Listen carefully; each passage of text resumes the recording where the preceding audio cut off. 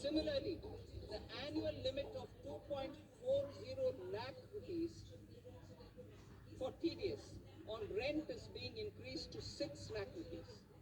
This will reduce the number of transactions liable to TDS, thus benefiting small taxpayers receiving small payments. The threshold to collect tax at source, the TCS, on remittances under RBI's liberalized remittance scheme, the LRS, is proposed to be increased from 7 lakh to 10 lakhs. I also propose to remove TCS on remittances for education purposes, where such remittances is out of a loan taken from a specified financial institution. Both TDS and TCS are being applied on any transaction related to sale of goods. To prevent such compliance difficulties, I propose to omit the TCS. I also propose that the provisions of the higher TDS deduction will now apply only in non-PAN cases.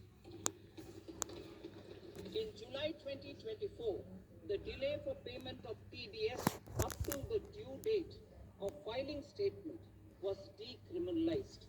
I propose to provide the same relaxation to TCS provisions as well. The government under the leadership of Prime Minister Modi believes in Sabka Saath, Sabka Vikas, Sabka Vishwas and Sabka Prayas. In line with this, we brought in updated return facility in 2022 for voluntary compliance by taxpayers who had omitted to report their correct income. Our trust in taxpayers was proved right. Nearly 90 lakh taxpayers voluntarily updated their incomes by paying additional tax. Taking this trust further, I now propose to extend the time limit to file updated returns for any assessment year from the current limit of 2 years to 4 years. I propose to reduce the compliance burden for small charitable trusts and institutions by increasing their period of registration from 5 years to 10 years. It is also proposed that disproportionate consequences do not arise for minor defaults such as incomplete applications filed by charitable entities.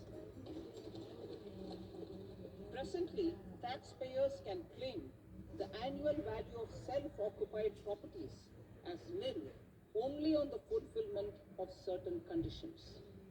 Considering the difficulties faced by taxpayers, it is proposed to allow the benefit of 2 such self-occupied properties without any condition. To streamline the process of transfer pricing and to provide an alternative to yearly examination, I propose to introduce a scheme for determining arm's length price of international transaction for a block period of 3 years. This will be in line with global best practices. With a view to reduce litigation and provide certainty in international taxation, the scope of safe harbor rules is being expanded. A number of senior and very senior citizens have very old National Savings Scheme accounts.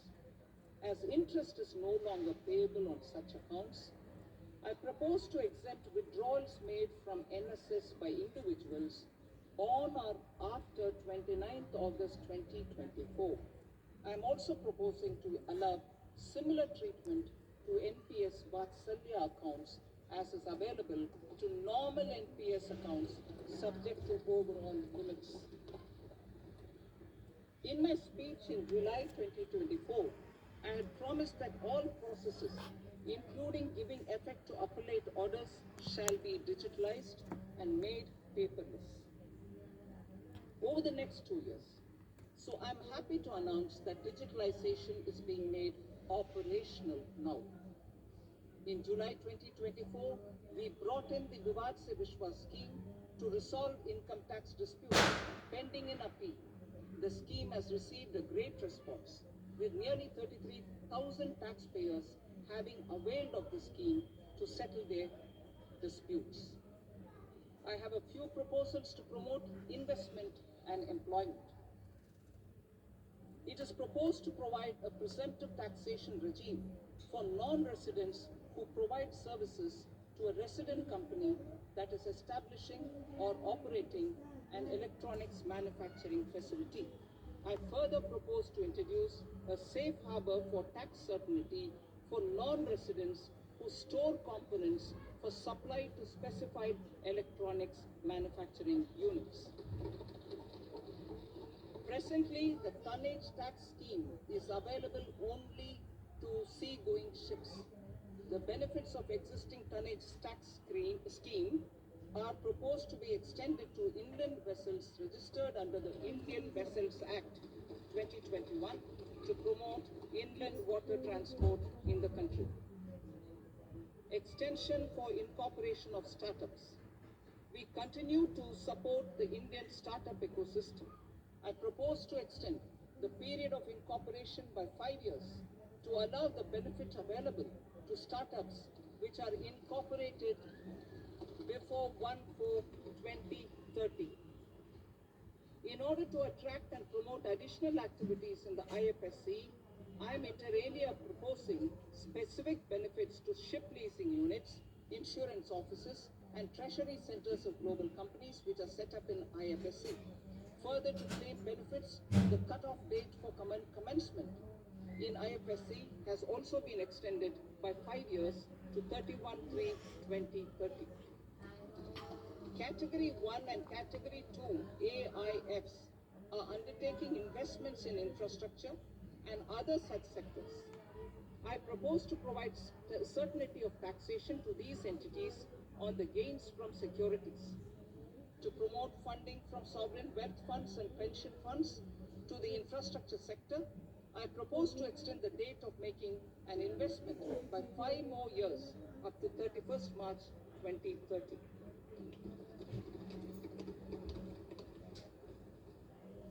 Personal income tax reforms with special focus on middle class.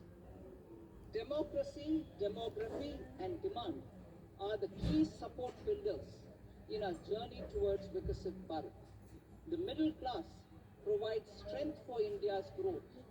This government, under the leadership of Prime Minister Modi, has always believed in the admirable energy and ability of the middle class in nation building.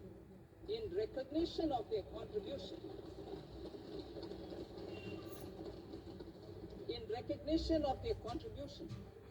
we have periodically reduced their tax burden.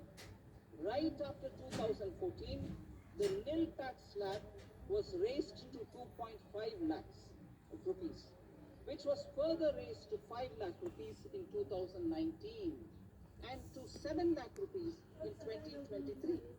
This is reflective of our government's trust on the middle class taxpayers. I am now happy to announce that there will be no income tax payable up to income of 12 lakh rupees.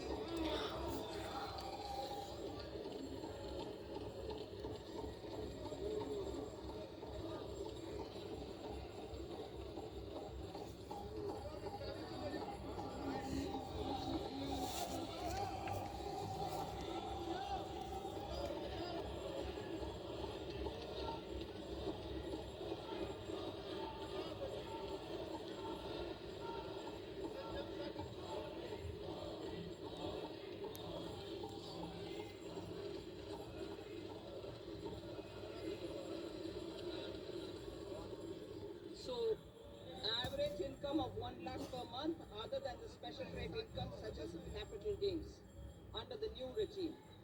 This limit will be 12.75 lakh for salaried taxpayers due to the standard deduction of 75,000. Slabs and rates are being changed across the board to benefit all taxpayers.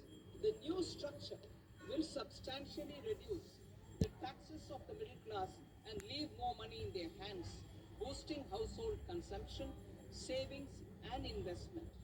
In the new tax regime, I propose to revise tax rate structures as follows: 0 to 4 lakh rupees nil, 4.8 lakh rupees to 4 to 8 lakh rupees 5%, 8 to 12 lakh rupees 10%, 12 to 16 lakh rupees 15%, 16 to 20 lakh rupees 20%, 20 to 24 lakh rupees 25%, and above 24 lakh rupees 30%.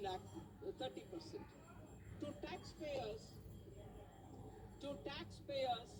up to 12 lakh of normal income other than special rate income such as capital gains. I read that again. To taxpayers up to 12 lakh of income other than special rate income such as capital gains, tax rebate is being provided in addition to the benefit due to slab rate reduction in such a manner that there is no tax saving by them. The total tax benefit of slab rate changes and rebate at different income levels can be illustrated with a few examples. A taxpayer in the new regime with an income of 12 lakh rupees will get a benefit of 80,000 rupees in tax, which is 100% of tax payable as per the existing rates. A person having income of 18 lakh rupees will get a benefit of 70,000 rupees in tax. That is 30% of tax payable as per existing rates. A person with an income of 25 lakh gets a benefit of 1 lakh 10,000 rupees. That is 25% of his tax payable as per existing rates. Details of my tax proposals are given in the annexure. As a result of these proposals, Honorable Speaker, sir, revenue of about 1 lakh crore in direct taxes and 2,600 crores in indirect taxes will be foregone. Mr. Speaker, sir, with this, I commend the budget to this august House.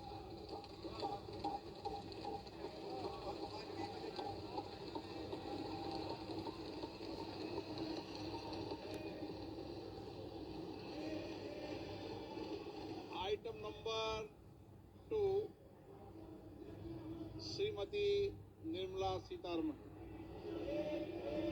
Sir, with your permission, I rise to lay on the table the following statements under Section 3(1) of the Fiscal Responsibility and Budget Management Act 2003.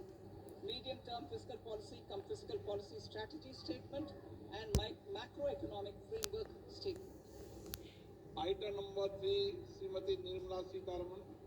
Sir, with your permission, I rise to move for leave to introduce the Finance Bill 2025. प्रश्न ये है कि विधेयक को पुनर्स्थापित करने की अनुमति प्रदान की जाए। जो सदस्य इसके पक्ष में हाँ गए, जो सदस्य विरोध में ना गए, मेरे विचार में निर्णय हाँ वालों के पक्ष में हुआ, हाँ वालों के पक्ष में अनुमति प्रदान की जाती है। माननीय मंत्री जी, विधेयक को पुनर्स्थापित करें। Sir, I introduce the bill. Thank you. सभा की कार्रवाई सोमवार दिनांक 3 फरवरी 2025 को प्राप्त 11 बजे तक के लिए स्थगित की जाती है।